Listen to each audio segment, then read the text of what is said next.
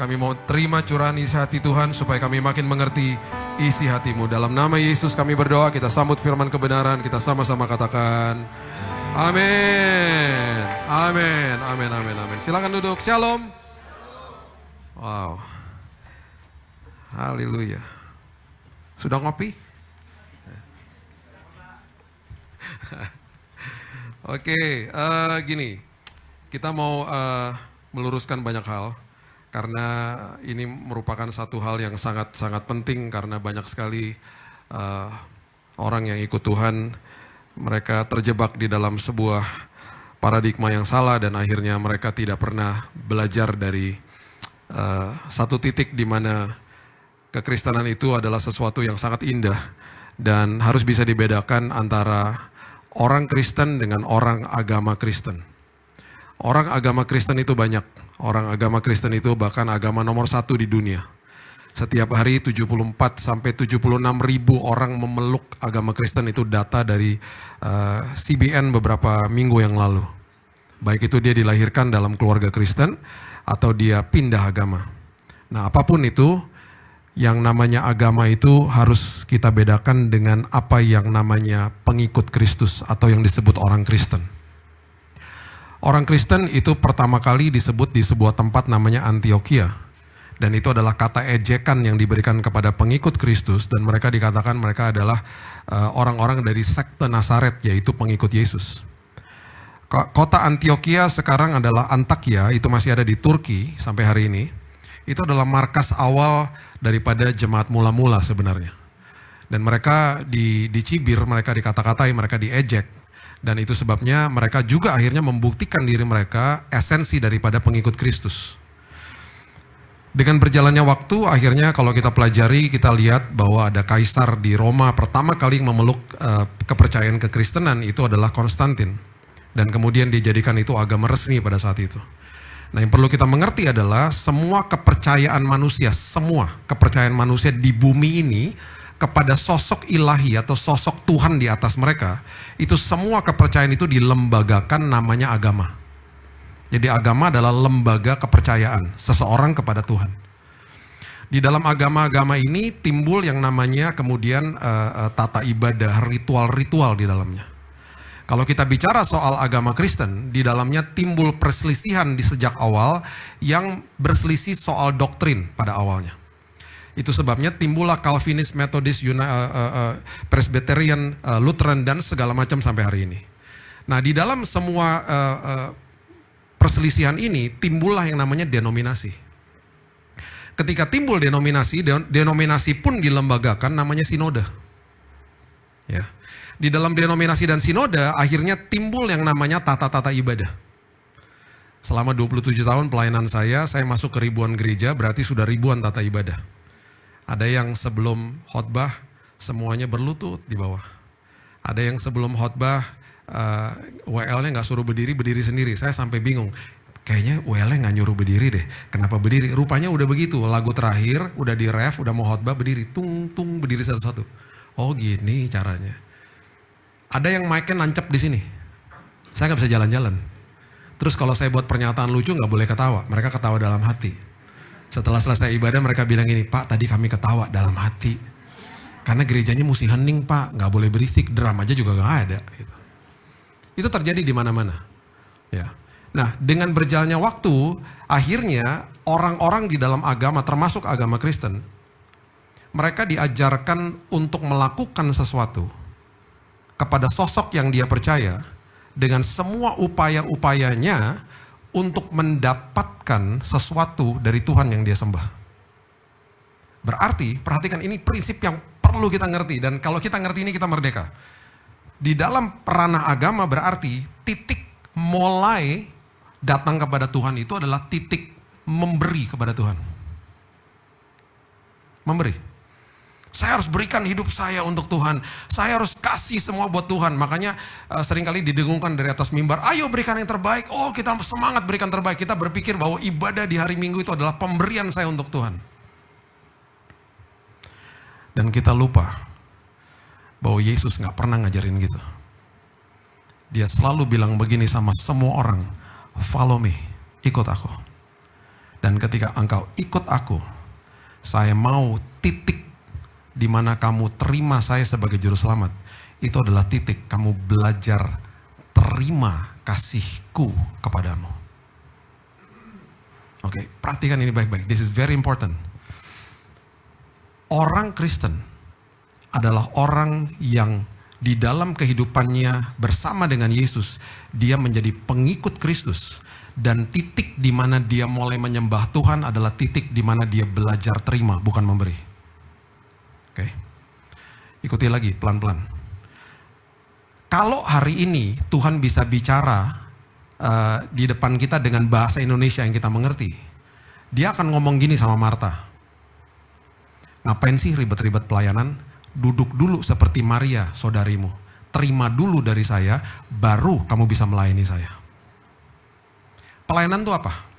Pelayanan adalah memberikan hidup saya untuk Tuhan, berarti saya menyembah Tuhan, saya memberikan yang terbaik untuk Tuhan. Masalahnya, saya nggak bisa kasih botol aqua kalau saya nggak punya botol aqua. Saya nggak bisa kasih botol ini kalau saya nggak punya. Saya nggak bisa kasih uang kalau saya nggak punya uang. Saya nggak bisa kasih waktu kalau saya nggak punya waktu. Saya tidak bisa berikan yang terbaik kalau saya tidak punya yang terbaik. Dan di dalam ranah agama, akhirnya semua orang dibilang apa? Ayo dong pelayanan supaya kamu diberkati. Kalau ada orang ngomong begitu tengking dalam nama Yesus. Harusnya gimana dong Pak? Kamu melayani Tuhan dong. Karena harusnya kamu sadar sebelum kamu punya kesempatan untuk kamu mengasihi Tuhan, Tuhan sudah mati bagimu. Sebelum kamu lahir, Yesus sudah mati bagi hidupmu. Jadi kamu harus belajar terima dulu dari Tuhan, baru ketika kamu penuh di dalam sini, baru kamu bisa memberi yang terbaik. Berarti hubungan vertikal dengan Tuhan dimulai dalam titik menerima, bukan memberi. Bukan memberi. Aku datang membawa hidup yang berkelimpahan. Kurang jelas apa lagi coba? Berkelimpahannya seringkali disalahartikan lagi. Oh, dia datang bawa kelimpahan, harta, jabatan, status, ketenaran, uang. Ngawur aja. Saya datang bawa hidup yang berkelimpahan di dalam sini.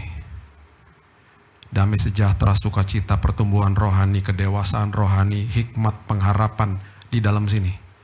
Ketika itu melimpah ruah dalam sini, itu akan keluar dengan sendirinya. Jadi kebalik-balik Bapak Ibu, kebalik-balik akhirnya semuanya. Akhirnya kita stres. Makanya orang Kristen ngomong begini, Pak, saya ini udah puasa loh Pak, saya udah doa loh Pak, kok Tuhan gak jawab-jawab ya Pak doa saya? Upaya toh. Dia melakukan sesuatu dengan harapan Tuhan menjawab doanya dia. Makanya orang agamawi akan kejar jawaban doa. Orang Kristen, perhatikan ini, orang yang menjadi pengikut Kristus, dia akan kejar pengalaman penyertaan Tuhan selagi menunggu jawaban doa. Beda levelnya udah. Beda levelnya. Orang agamawi akan baca Roma pasal yang kelima, dikatakan pengharapan tidak mengecewakan. Dia akan bilang ini, apaan? Gue minta itu gak dikasih sama Tuhan, gue kecewa sama Tuhan, gue gak suka sama caranya Tuhan dalam hidup gue. Dia akan ngomong gitu. Karena yang dikejar adalah tangan Tuhannya. Orang Kristen akan bilang begini, aku udah puasa loh. Aku udah doa, selagi aku menunggu jawaban doa. Kamu udah dapat jawaban doanya? Belum, tapi aku udah puas. Karena selagi aku nunggu jawaban doa, aku ngalami keintiman sama Tuhan. Aku ngalami perubahan karakter. Aku ngalami karakterku jadi tahan uji. Aku bertumbuh loh di dalam Tuhan. Dia gak kejar jawaban doa. Dia kejar penyertaannya Tuhan selagi nunggu jawaban doa. Itu orang Kristen. Ketika dia penuh hidupnya, dia mulai dari titik menerima, vertikal toh, horizontalnya pasti beres. Kenapa? Karena selama hubungan horizontal, semua yang Alkitab ajarkan adalah apa? Mulai dari titik memberi, bukan menerima. Yang terjadi di dalam kehidupan kekristenan kebalik. Sama Tuhannya memberi, akhirnya kan gak pernah puas toh, kosong terus hidupnya. Akhirnya sama manusia menuntut, mau menerima dari mana. Jadi vertikalnya memberi, horizontalnya menerima. Makanya orang nuntut orang lain. Makanya ada istilah begini, masih jomblo ya? Iya, saya lagi menunggu orang yang tepat datang. Karena apa? Orang yang tepat diharapkan bisa menjawab semua kebutuhan dia. Bapak Ibu yang masih jomblo, nggak ada orang yang tepat. Itu mitos. Nggak ada. Istri saya yang saya paling sayang, sahabat saya menikah dengan sahabat saya, nggak bisa menjawab kebutuhan saya sampai A sampai Z. Nggak ada. Yang ada apa? Saya harus jadi orang yang tepat buat dia.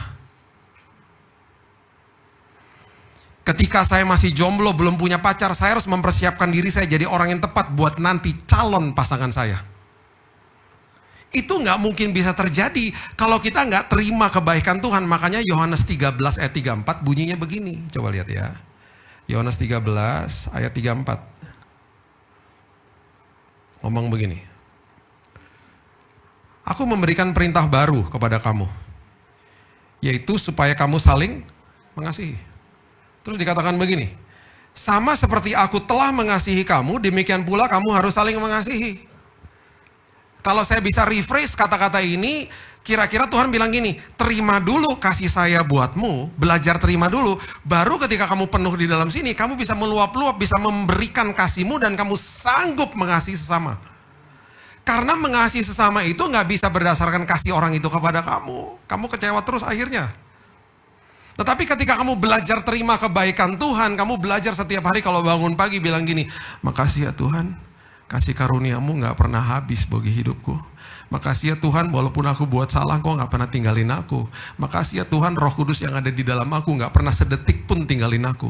Makasih ya Tuhan, semua kebaikan, semua kehebatan Tuhan sudah siapkan bagi aku, walaupun aku ini sangat-sangat kurang Tuhan hidupnya. Tuhan makasih ya, ribuan tahun yang lalu kau katakan selesai, teleo tetelestai, finish di kayu salib. Dan berarti saya mulai kehidupan kekristenan saya justru dari posisi saya yang sudah menang. Makanya ketika saya sakit kanker 2019, doa saya gak pernah bilang gini, Tuhan sembuhin saya, enggak. Saya bilang gini, Tuhan makasih, kesembuhan kau sudah siapkan di kayu salib ribuan tahun yang lalu. Hari ini aku terima kesembuhan Tuhan. Aku terima kesembuhan. Oh gak beres-beres. Makin buruk kondisinya, saya gak peduli. Saya bilang, Tuhan makasih, I have received healing. Aku telah terima Tuhan kesembuhan darimu tiap hari dalam hidup saya. Karena aku berdoa dari posisi yang sudah menang. Belajar terima. Makanya saya sedih. Kalau masih ada khotbah-khotbah, saya dengar nih dikasih sama teman-teman saya. Bill, ini kan kemarin berapa bulan lalu kebakaran di Los Angeles. Masih ada di khotbah begini, Tuhan murka sama Los Angeles. Tuhan kirim api dari sorga. Hati-hati Bapak Ibu, hidupnya harus benar, digituin dari atas mimbar. Kalau ada khotbah-khotbah kayak gitu, tutup telinga aja, jangan dengerin. Saya kasihannya sama jemaatnya, tau gak? Percuma dong, setelah saya tetelestai, teleo, finish, kurang apalagi sih, kurang jelas apalagi tuh kata itu di kayu salib. Orang yang terima Yesus hari ini sebagai juru selamat, karena sudah diselesaikan di kayu salib, itu titik pertama manusia kekristenan mulai itu titik dikatakan ketika dikatakan selesai. Saya nggak punya banyak waktu untuk membahas itu. Saya kalau mau bahas itu tuh gemes banget karena bagi saya tuh merinding saya kalau bahas itu. Itu ya ketika dia ngomong selesai, hal pertama yang dilakukan sama Yesus, dia robek tabir, dirobek tabirnya. Tabir kalau kita buka kata pertama di tabir di Perjanjian Lama itu adalah pemisah antara Tuhan dengan manusia. Yang dirobek pemisahnya, dirobek sama dia. Dia masuk ke dalam ruang Maha Kudus sebagai imam besar seperti dulu. Imam besar yang masuk, dia sebagai imam besar. Itu didokumentasikan di Alkitab, yang dibawa sama dia adalah pengharapan kita dan kitanya dibawa berhadapan dengan Bapa di sorga, diperdamaikan. Kalau bisa mungkin divisualisasikan tangan kita dipegang tangan Bapa dijadiin satu, pegang tangannya. Terus dia meterai, dia bilang begini, dimeteraikan sama Roh Kudus kan, dia bilang ini, dari hari ini sampai selama-lamanya tangan Tuhan gak pernah lepasin tanganmu. Itu maksudnya begitu, itu arti tetelesta itu artinya itu sebenarnya. Saya sedih ketika masih ada pembicara di atas mimbar yang masih ngejahit lagi tabirnya, dijahit-jahit lagi sama dia. Tuhan masih murka sama Anda. Sedih saya. Yesus di perjanjian baru paling intim sama siapa? Orang berdosa. Dia mampir ke rumahnya Matius.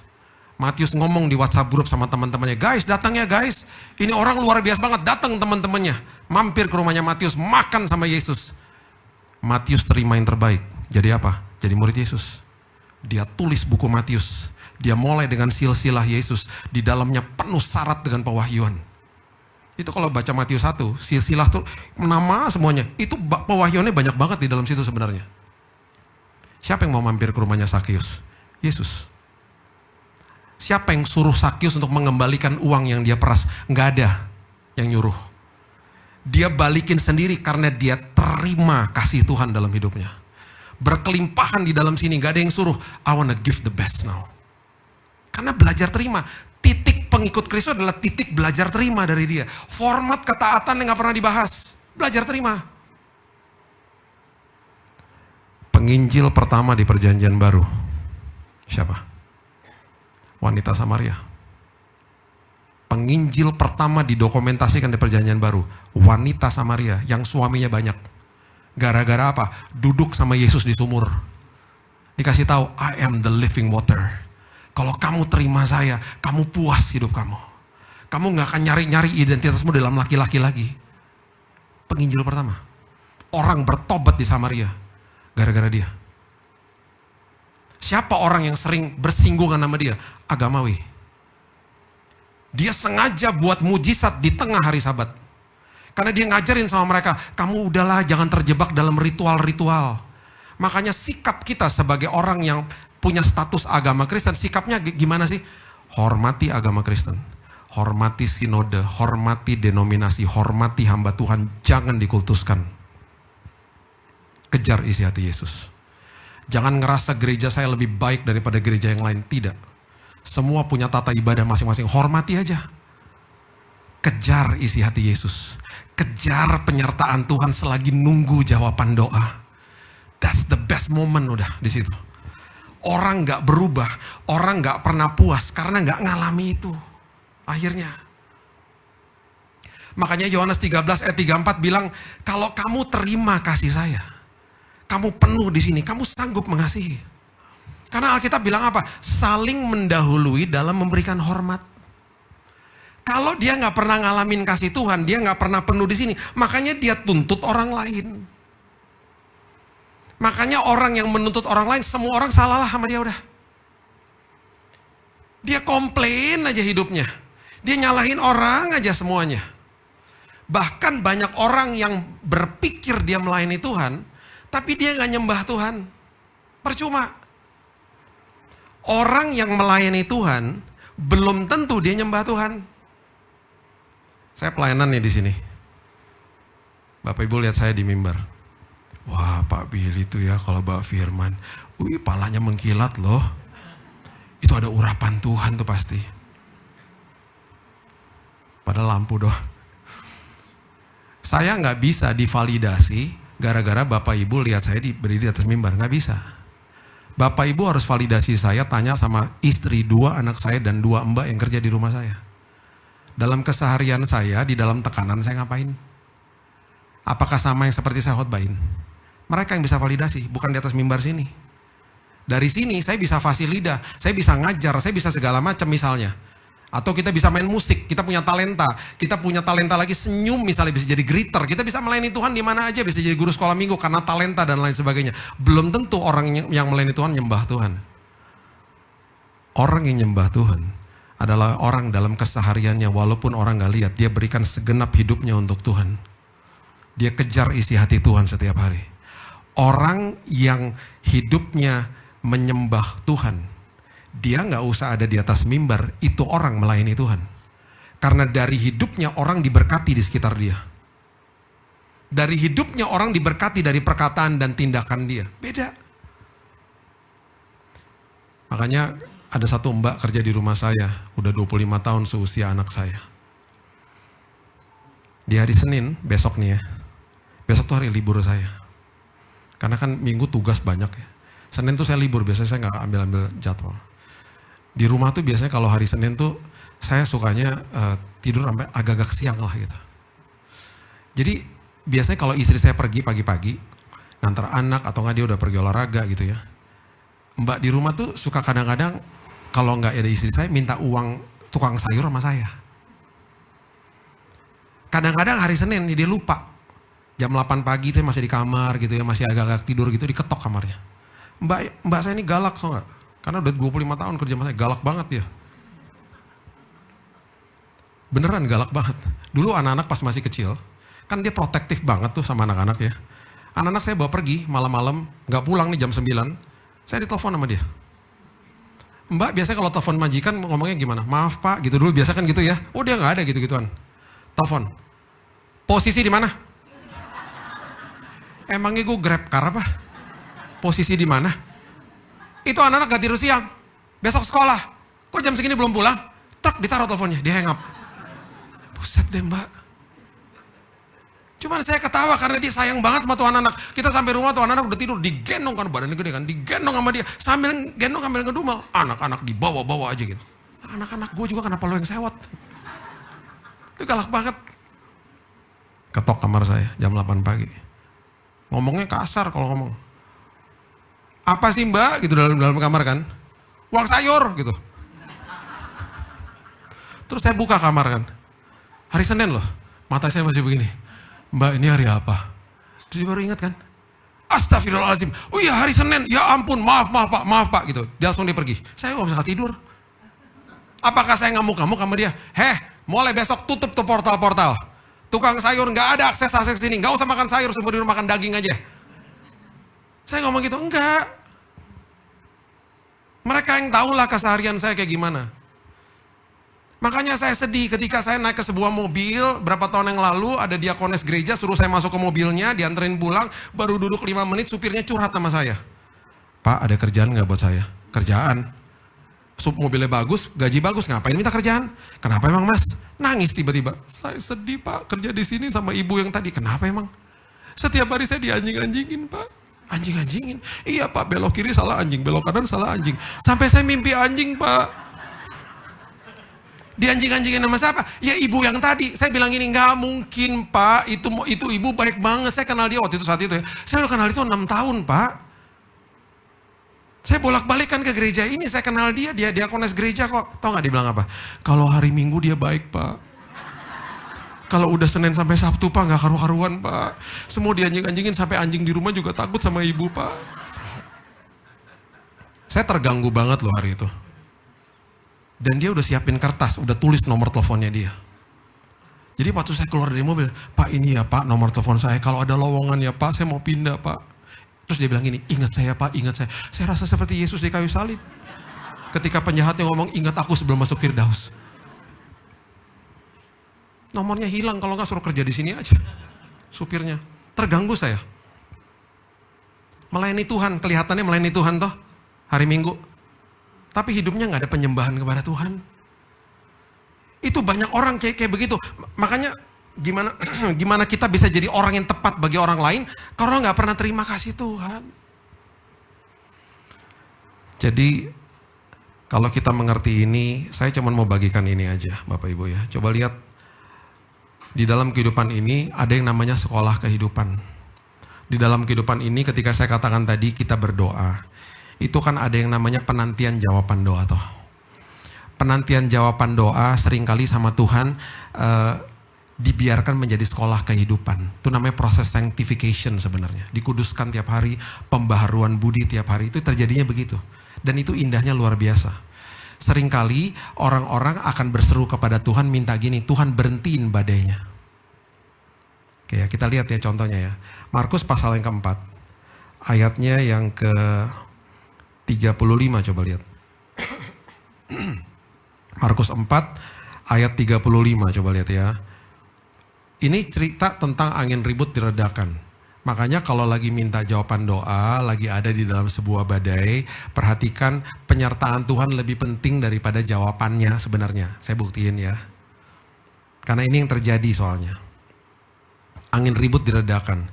Pada hari itu, waktu hari sudah petang, Yesus berkata kepada mereka, marilah kita bertolak ke seberang. Yang ngomong bertolak ke seberang tuh Yesus. Firman keluar dari mulutnya. Berarti ketika dia bilang marilah kita bertolak ke seberang, dia berkeinginan berkehendak pergi ke seberang. Berarti sama dengan kita pasti sampai ke seberang dengan selamat. Karena mulutnya Yesus yang keluar itu. Kalau saya yang ngajak Bapak Ibu nyebrang Sudirman, yuk Bapak Ibu saya anterin nyebrang Sudirman, saya nggak bisa kasih jaminan. Tapi kalau Yesus yang bilang, yuk kita nyebrang ke seberang, itu udah pasti selamat. Karena nyebrangnya sama dia. Paling tidak kalau secara fisik dia nggak ada di situ, firmannya sudah memproteksi kita gitu loh. Itu maksudnya. Mereka meninggalkan orang banyak lalu bertolak membawa Yesus beserta dengan mereka dalam perahu. Di mana Yesus telah duduk, perahu-perahu lain juga menyertai dia. Sekarang pertanyaan saya, Yesus tahu nggak akan ada badai? Jelas dia tahu. Yesus tahu nggak dia akan tidur di buritan di kapal itu? Oh jelas dia tahu. Secara sebagai manusia, dia letih. Sebagai manusia, dia ada ngantuknya. Dia akan tidur. Dia tahu juga dia akan tidur. Makanya dia berfirman di awal, marilah kita bertolak ke seberang. Jadi firman itu sudah memproteksi perjalanan mereka. Dia akan tidur. Lalu mengamuklah tofan yang sangat dahsyat ayat 37. Ombak menyemur masuk ke dalam perahu sehingga perahu mulai penuh dengan air. Pada waktu itu Yesus sedang tidur di buritan di sebuah tilam. Tidur dia. Harusnya jangan dibangunin. Maka murid-muridnya membangunkan dia dan berkata kepadanya, "Guru, engkau tidak peduli kalau kita binasa." Harusnya jangan dibangunin. Badai, ombak menyembur masuk. Ada Yesus loh di situ. Mati mereka, gak mungkin lah. Apalagi dia udah berfirman. Nah akhirnya murid-muridnya berkata, "Guru, engkau tidak peduli kalau kita binasa." Dengan kata lain, "Tuhan, stop dong badainya." Dengan kata lain, "Tuhan, kelasnya udahin." Kan sekolah kehidupan. Badai itu sekolah kehidupan. Makanya orang itu kalau lihat masalah ya, bisa dua hal. Bisa lihat dari sisi cobaan, sama-sama di depannya mengeluarkan kelemahan dia. Cobaan itu sama-sama jadi gini, masalah itu akan mengeluarkan kelemahan kita, tekanan akan mengeluarkan kelemahan kita. Jadi di dalam sebuah masalah, kelihatan tuh aslinya manusia. Nah, di dalam cobaan, ketika kelemahannya keluar, kita memberikan kelemahan itu bermitra sama iblis. Yang iblis akan lakukan, dia akan gunakan kelemahan itu untuk menghancurkan kita. Beda dengan ketika kita sadar kelemahannya keluar, kita pakai kelemahan itu, kita berikan sama Tuhan. Tuhan, gunakan kelemahan saya untuk buat saya lebih baik. Makanya ketika ada orang yang tiba-tiba mau masuk pintu tol berapa tahun yang lalu di daerah Jabodetabek, nggak terima, merasa kehormatannya terganggu, keluar dari mobil dua-duanya berkelahi. Karena tekanan mengeluarkan keaslian. Berarti mereka berdua itu adalah orang yang gampang marah, orang yang gampang emosi, orang yang gampang tersinggung, merasa kehormatannya terganggu, keluar dua-duanya dari mobil, pukul-pukulan, satu mati. Padahal harusnya apa? Ketika kelemahannya keluar, saya gunakan kelemahan itu bersama dengan Tuhan supaya di uji yang berikutnya lagi saya lulus. Itu ujian, makanya namanya bukan cobaan. Makanya namanya ujian matematika. Ketika kita dapat hasilnya, aduh nomor 2 salah ya, aduh aku gak belajar, aduh formulanya aku gak ngerti. Kita belajar lagi toh. Nanti ketika ada remedial, ada ujian lagi, bisa akhirnya. Itu namanya ujian. Jadi di dalam sekolah kehidupan, jangan kabur dari kelasnya. Jangan di stop kelasnya. Jangan keluar dari kelasnya sebelum pelajarannya selesai. Sekolah kehidupan seringkali dikemas dengan yang namanya badai hidup. Mereka bilang, "Guru, engkau tidak peduli kalau kita binasa." Yesus bangun, dia bangun. Dengan kasih karunia, dengan kemurahan hatinya dia bangun, dia menghardik angin itu, dia katakan kepada danau itu, "Diam, tenanglah." Lalu angin reda dan danau menjadi teduh sekali. Kalau saya bisa tambahkan, atas permintaan murid-muridnya. Kenapa saya berani katakan begitu? Karena ayat berikutnya mengatakan begini. Saya nggak akan bilang begitu kalau ayat berikutnya mengatakan begini misalnya. Lalu Yesus berkata kepada mereka, "Makasih ya udah bangunin saya, hampir kita mati bareng." Dia ngomong gitu? Enggak. "Aduh untung loh kamu bangunin saya, hampir kita mati bareng." Dia nggak ngomong gitu. Dia nggak setuju sebenarnya. Dia bilang begini, "Kenapa kamu begitu takut?" Dan kalimat yang kedua ini nampar banget, dia bilang begini, "Kenapa kamu nggak percaya sama saya? Kan saya udah bilang, I've spoken. Bahwa kita akan sampai ke seberang, kita bertolak ke seberang, pasti sampai ke seberang." Perhatikan, ketika kelasnya di stop, ketika pelajarannya di stop, ketika orang kabur dari kelas, ketika orang gak masuk kelas, ketika orang tidak menyelesaikan sekolah kehidupannya. Perhatikan apa yang terjadi, ayat yang 47. Mereka menjadi sangat takut, udah takut menjadi makin takut artinya. Dan perhatikan ini, dan berkata seorang kepada yang lain, "Siapa gerangan orang ini sehingga angin dan danau pun taat kepadanya?" Karena kelasnya di stop, mereka akhirnya nggak mudeng. Siapa ini orang? Oke, sekarang coba lihat Matius pasalnya yang ke-12. Matius pasalnya yang ke-12. 14 maksud saya. Matius 14 ayat 22. Sama-sama badai. Coba lihat ya. Matius 14 ayat 22. Sesudah itu Yesus segera memerintahkan murid-muridnya naik ke perahu dan mendahuluinya ke seberang. Dia bilang, guys, duluan ya guys. Duluan. Sementara itu ia menyuruh orang banyak pulang karena dia mau doa. Kembali sama, firmannya mengatakan, go. Kalau dia ngomong udah pasti sampai ke seberang dengan selamat. Dia tahu akan ada badai. Oh jelas dia tahu. Setelah orang banyak disuruhnya pulang, Yesus naik ke atas bukit untuk berdoa seorang diri. Ketika hari sudah mulai malam, ia sendirian di situ. Perahu murid-muridnya sudah beberapa mil jauhnya dari pantai, diombang-ambingkan gelombang karena angin sakal. Akhirnya ayat yang ke-25, kira-kira jam 3 malam datanglah Yesus kepada mereka berjalan di atas air. Ini kalau kita lihat kronologisnya dan expositionnya, itu dari jam dia nyuruh mereka pergi sampai dia hadir di jam 3 itu 6 jam. 6 hours. Ada kemungkinan mereka berjam-jam ada di atas gelombang air yang begitu mengerikan pada saat itu. Di saat ini, di dalam badai, sekolah kehidupan berjalan. Pelajaran demi pelajaran diberikan sama dia. Pertama, saya adalah Tuhan yang menguasai badai. Saya berjalan di atas ombak. Gak di stop loh badainya. Murid-muridnya tidak ada dokumentasi minta diberhentikan badainya. Hal yang indah mulai terjadi. Ketika murid-muridnya melihat dia berjalan di atas air, mereka terkejut dan mereka berseru. Ya, itu hantu. Lalu berteriak-teriak karena takut.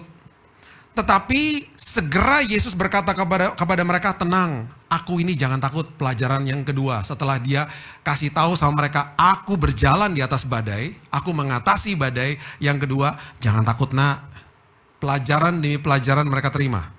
Lalu Petrus berseru dan menjawab dia, Tuhan, apabila engkau itu, suruhlah aku datang kepadamu berjalan di atas air. Kata Yesus, datang. Maka Petrus turun dari perahu, berjalan di atas air mendapatkan Yesus. Pelajaran yang ketiga, terjadi mujizat di tengah-tengah badai. Petrus sempat jalan loh di atas air. Terus tiba-tiba karena ketika dirasanya tiupan angin ayat 30, takutlah Petrus dan mulai tenggelam dan dia berteriak, Tuhan tolong aku. Segera Yesus mengeluarkan tangannya memegang dan berkata, hai orang yang kurang percaya, mengapa kau bimbang? Pelajaran yang berikutnya, kalau di dalam badai, fokus sama Tuhan. Pertama, jangan takut, jangan bimbang, mujizat terjadi di tengah badai. Dan ini yang terjadi. Lalu mereka naik ke perahu, ayat 32. Dan angin pun redalah. Kalau saya bisa tambahkan, tanpa permintaan murid-muridnya. Berarti apa? Yang meredakan adalah Yesus sendiri. Kelasnya yang selesaikan Yesus. Bukan dipaksa selesai kelasnya. Selesai kelasnya yang selesaikan Yesus. Perhatikan ayat yang ke-33. Orang-orang yang ada di atas perahu menyembah dia katanya, sesungguhnya engkau anak Allah. Ketika kelasnya selesai, kita akan dibuat mengerti isi hati Tuhan yang sebenarnya. Makanya penyertaan Tuhan di tengah-tengah badai itu sangat penting untuk dinikmati. Penyertaan Tuhan di tengah-tengah badai itu perlu dimengerti bahwa saya nggak mau minta Tuhan stop badainya. Karena saya tahu dia berjalan bersama saya di tengah-tengah badai. Saya akan membiarkan kelas sekolah kehidupan ini selesai. Karena di ujung daripada ini semuanya, saya akan makin mengerti siapa dia. Itu sama aja ketika saya berjalan dengan seseorang pergi ke Singapura misalnya. Kalau saya terbang dengan dia, duduk di samping saya di pesawat, kenalan on the way ke Singapura berapa? 1,5 jam. Saya akan pasti cuman ngobrol, paling tukar-tukar nomor HP gitu ya. Nanya-nanya pertanyaan yang hanya di permukaan aja. Basa-basi lah. Nama juga ketemu di pesawat. Sampai di Singapura kita tukar-tukar nomor HP, kita kembali ke Indonesia. Satu hari saya ketemu dia di mall, saya cuman bilang sama istri saya, itu orang pernah duduk di samping saya. Saya statusnya sama dia, kenalan. Bayangin kalau saya sama dia jalan kaki ke Singapura. 1 bulan baru nyampe. Lewat tol Merak sana, bawa ransel ya. Karena budget terbatas jadi kita bawa tenda aja. Nyebrang sampai Selat Sunda. sampai ke Lampung, jalan kaki Pekanbaru, Pulau Kepulauan Riau, Batam, terus naik ferry sampai ke Singapura 1 bulan. Di hari pertama ya kenalan. 30 hari lo stuck sama dia. 24 hours dikali 30 hari. Besoknya gak mungkin dong kenalan lagi. Maaf, nama lu siapa kemarin? Gue karena botak jadi nguap semua nih memori. Enggak lah, besok udah gak nanya-nanya lagi. Besok kita udah mulai curhat-curhatan tentang masa lalu. Pergumulan hari ini, harapan masa depan. Kita lewatin suka duka sama-sama, lewatin banjir sama-sama, lewatin panas sama-sama, lewatin Indomie tinggal satu makan berdua sama-sama, suka duka sama dia. Setelah 1 bulan, sampai di Singapura jalan kaki sama dia. Saya akan katakan kepada Bapak Ibu kenalin dong sahabat baru saya. Karena saya makin kenal siapa dia. Tuhan makanya gak akan ajak kita cepat-cepat. Perjalanan iman tuh terkadang agak sedikit-sedikit lama. Karena di ujung daripada itu semuanya dia mau katakan apa kepada kita? Kenali saya dengan lebih baik lagi. Karena jawaban doa saya udah siapin buat kamu. Jawaban doa I have prepared the best for you. Dan jawaban doa itu ada 4. Iya, tidak, nunggu, sama saya kasih yang lain. Kamu minta A, saya kasih B. Orang agamawi akan baca Roma pasal yang ke-5, pengharapan di dalam Tuhan kan tidak pernah mengecewakan. Dia akan ngomong gini, apaan? Gue minta A dikasih B, gue kecewa sama Tuhan. Orang Kristen beda. Pengikut Kristus akan ngomong gini, aku mintanya itu sih, tapi dikasih Tuhan yang ini. Tapi aku percaya sih, pasti pemberian Tuhan terbaik buat aku. Makanya pengharapan di dalam Tuhan gak pernah mengecewakan. Karena siapa sih aku yang mau sok tahu? Kan Tuhan maha tahu, dia maha hadir, dia kan maha kuasa, aku kan enggak. Aku kan gak tahu satu hari nanti kalau pemberian ini bisa merusak hidupku. Mana aku tahu. Makanya Yeremia bilang apa? Hatimu licik, siapa yang tahu? Engkau sendiri aja gak kenal sama dirimu sendiri. Makin kita dekat dengan pencipta kita, makin kita kenal siapa diri kita sendiri. Makanya ketika ada pengharapan seperti begitu dijawabnya lain, orang Kristen akan ngomong apa? Thank you Lord. Karena engkau tahu yang terbaik bagi saya. Yesaya 30 ayat 8 mengatakan begini. Yesaya 30 ayat 18 mengatakan begini. Bagian pertama aja. Seringkali dibacanya cepat-cepat. Makanya kalau baca ayat pelan-pelan, renungin firman, coba lihat ya. Sebab itu Tuhan menanti-nantikan apa? Saatnya toh. Hendak menunjukkan kasihnya kepada kamu. Sebab itu ia bangkit hendak menyayangi kamu. Sebab Tuhan adalah Allah yang adil, berbahagialah semua orang yang menanti-nantikan dia. Bagian pertama aja coba ulang lagi deh. Sebab itu Tuhan menanti-nantikan apa? Saatnya. Seolah-olah Tuhan juga gak sabar. Dia menanti-nantikan saatnya, dia menanti-nantikan waktunya, dia menanti-nantikan kairosnya. Waktu yang tepat, waktu yang terbaik untuk memberikan jawaban doa sama kita semuanya. Nah, jawaban doa itu akan diberikan tergantung sama responnya kita. Di dalam semua masalah manusia akan bereaksi. Saya dapat vonis mati 3 bulan dari dokter, reaksi pertama apa? Takutlah. Nangislah. Pak, usia Bapak tinggal 3 bulan. Paling lama 6 bulan, Pak. Kanker yang ada di dalam darah Bapak, 85% dari tubuh Bapak, darah Bapak, itu all cancer udah. You have no chance to live. Bapak akan di kemo, kami akan masukkan kemo yang paling berat, Pak. Dari hasil kemo itu setelah 1 minggu, Bapak akan masuk ICU, Bapak akan pakai ventilator, Bapak koma mati, Pak. Saya bilang gini, ngapain diobatin kalau gitu, Dok? Ya karena there's no other chance, udah gak ada lagi. Ini the last resort, that's it. Tolong tanda tangan ya Pak, Bu, karena kalau sampai Bapak meninggal supaya Ibu gak tuntut rumah sakit. Kita seperti tanda tangan death certificate. Dokternya keluar, nangis gak? Ya nangis lah. Takut gak? Ya takut lah. Itu kan reaksi. Respon itu adalah sesuatu tindakan atau sesuatu perkataan yang sudah terkalkulasi. Respon adalah tindakan saya, tindakan Bapak Ibu yang sudah direnungkan, yang sudah dipikirin. Nah, kalau direnungkannya salah, responnya juga salah. Reaksi takut, responnya nggak boleh hidup di dalam ketakutan. Reaksinya sakit hati nih, disakitin sama orang. Responnya saya tidak akan hidup di dalam kepahitan. Di dalam reaksi kita nggak bisa kontrol. Sakit hati kita nggak bisa kontrol. Kepahitan kita bisa kontrol. Takut saya nggak bisa kontrol. Hidup di dalam ketakutan kita bisa kontrol. Jadi ketika akhirnya mujizat terjadi dan lain sebagainya terjadi, kita nikmati penyertaan Tuhan selama itu. Anak-anak saya juga diubahkan Tuhan. Ketika orang tiba-tiba datang kepada saya ngomong gini, Bill, lu dapat mujizat kesembuhan? Bukan. Bukanlah. Mujizatnya apa dong? Mujizat yang gue terima. Gue, istri gue sama 2 anak gue diubahkan Tuhan. Itu mujizatnya. Kesembuhannya bonus. Karena kesembuhan Tuhan tinggal balikin tangan sembuh. Tetapi yang namanya perubahan karakter memerlukan respon dari kita. Makanya Tuhan menanti-nantikan saatnya. Dia juga udah punya kado terindah. Dia punya jawabannya sudah. Tetapi dia harus tahu juga kapan respon kita.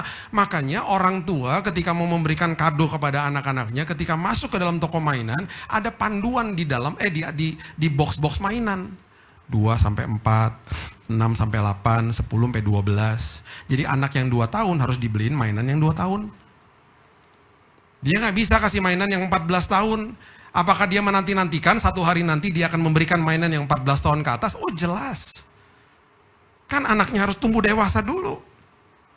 Itu sebabnya Tuhan pun menanti-nantikan saatnya. Tuhan pun menanti-nantikan kairosnya, waktunya. Di mana dia nanti sudah siapkan semua terbaik untuk itu.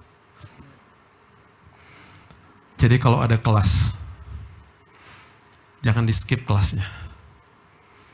Gak usah teriak-teriak sama Tuhan, berhentiin badainya. Dulu anak saya Raina sekarang udah 25 tahun. Kalau dulu waktu masih kecil, kita punya dating time berduaan. Saya setiap minggu dating time berdua sama dia. Pergi ke mall lah dan lain sebagainya. Seringkali kita terjebak di belakang lift berduaan. Dan seringkali dia tarik-tarik celana saya, Dad, lift me up, please lift me up, gendong dong. Dan berkali-kali saya bilang, nak, susah ini banyak orang, sabar ya sebentar ya. Sampai satu hari saya bener-bener baru ngeh gitu, baru sadar, iya ya, gak enak banget loh posisinya dia.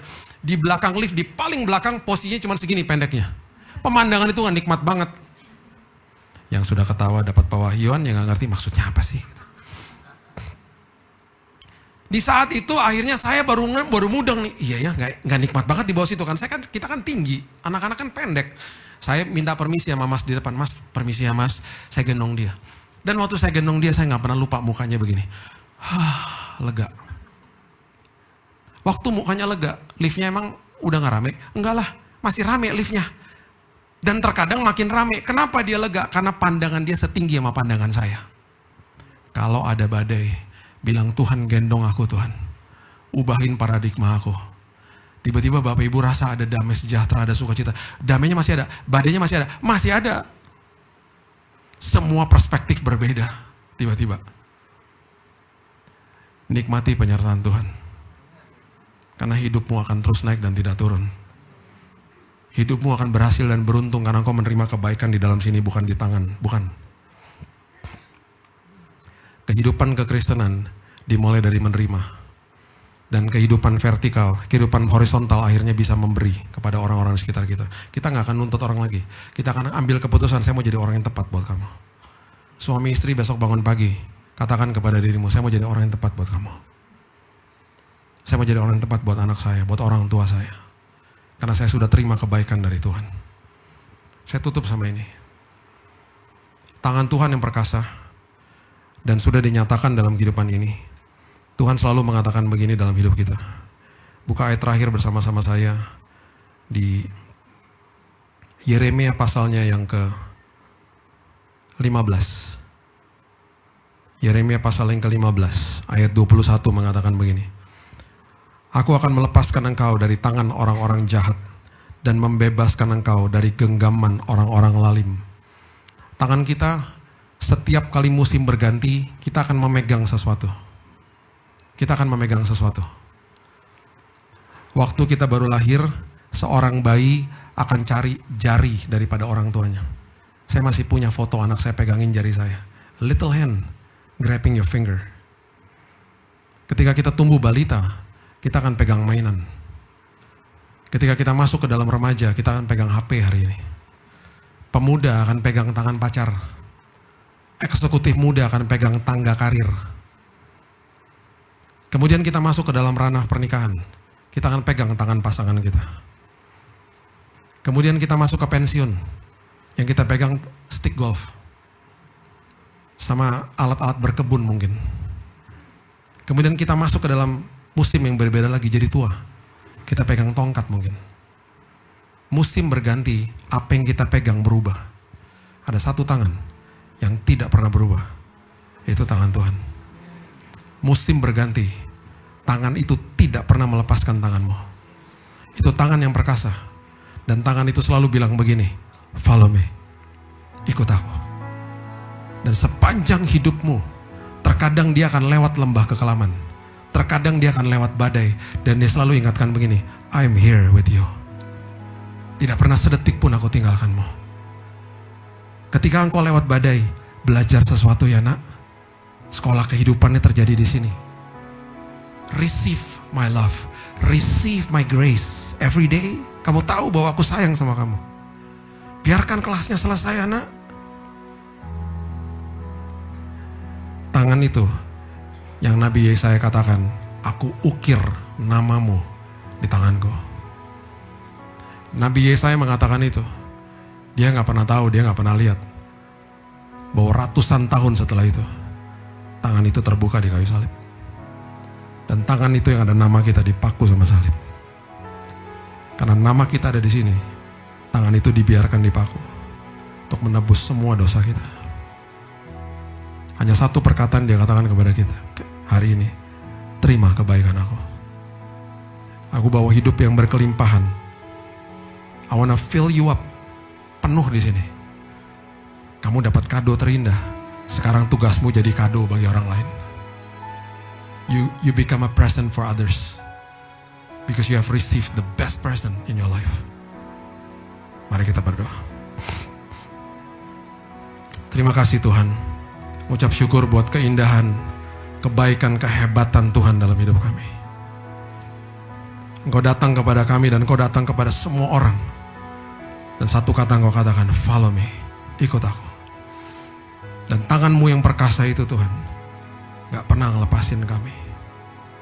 Roh Kudus yang ada di dalam kami tidak pernah tinggalin kami.